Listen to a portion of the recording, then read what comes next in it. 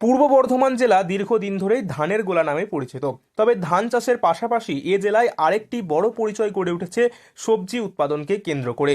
বিশেষ করে পূর্ব বর্ধমান জেলার পূর্বস্থলী ব্লক এখন কার্যত একটি সবজি ভাণ্ডার হিসেবে পরিচিত হয়ে উঠেছে। এই ব্লক জুড়ে বিপুল পরিমাণ জমিতে সারা বছর নানান ধরনের সবজি চাষ হয়।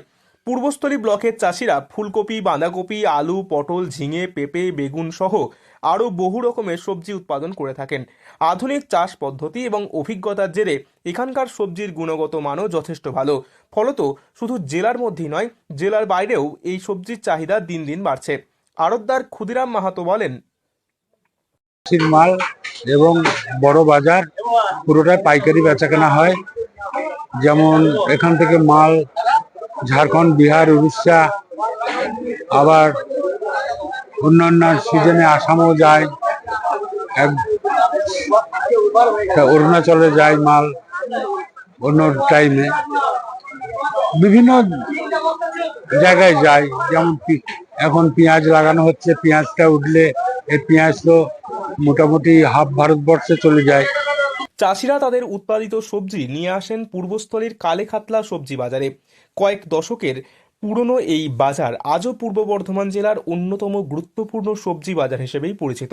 প্রতিদিন এই বাজারে চাষি এবং আড়তদারদের ব্যস্ততা চোখে পড়ে। বাজারে একাধিক আড়ত রয়েছে, সেখানে চাষিদের কাছ থেকে সবজি সরাসরি কিনে নেন ব্যবসায়ীরা।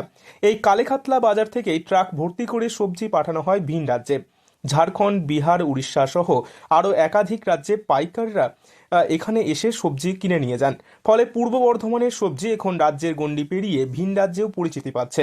বাইরের রাজ্যগুলিতে এখানকার সবজি যথেষ্ট জনপ্রিয় হয়ে উঠেছে বলে জানাচ্ছেন ব্যবসায়ীরা। ভিন রাজ্যের সবজি রপ্তানির ফলে চাষিরাও আর্থিকভাবে লাভবান হচ্ছেন। ন্যায্য দাম পাওয়ায় তাদের মুখে হাসি ফুটছে। সবজি চাষি লিটন দাস বলেন, আজকে আমি কপি নিয়ে আসলাম, তারপর নলদক্ষিণ নিয়ে আসলাম, তারপরে বরবটি নিয়ে আসলাম। কপি আগে থেকে অনেকটা কি কমেছে, 15, 16, 20 এরকম আছে। নলদক্ষিণ 30 টাকা, 32 টাকা।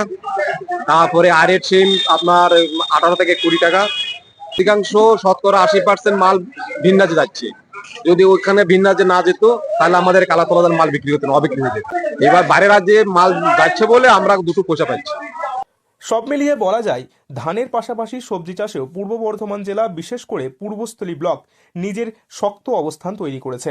পূর্ব বর্ধমানের সবজি এখন গুণগত মান এবং চাহিদা নিরিখে ভিন রাজ্যেও এক আলাদা পরিচিতি গড়ে তুলেছে।